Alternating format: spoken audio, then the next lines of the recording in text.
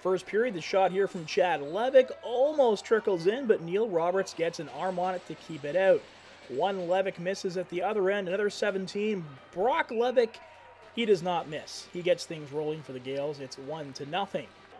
Then it's Daryl Robertson, some great work here, causes the turnover, picks up the ball, and he goes from mid-floor to the goal, 2-0 for the Gales. Down 3-0 now, the Saints will rebound and get on the board through Alex Wright. Then some pushing and shoving, and everyone looks like they're going to get involved, and this had all the ingredients to get ugly, but luckily just some roughy minors handed out after this skirmish. Quick hands here from James Shepard.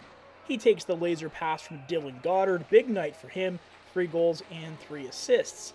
Into the second period, Connor Eustace can't catch up with this loose ball. That's bad news as Roberts launches this one down the floor for Luke Laskowitz, and he scores a shorthanded goal to make it 8-1 for the Gales.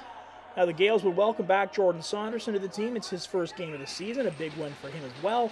He had 3 goals in this one.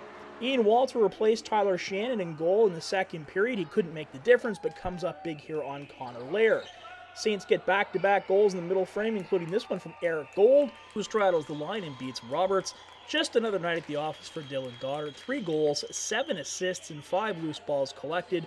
Both teams had players missing for various reasons, but the Gales, maybe surprisingly, take this one with ease, 21-4. Yeah, well, we got a lot of good guys, and I mean, the main thing right now is building chemistry. We got a pretty good core of people, so once everyone gets back, we'll just continue to build that chemistry.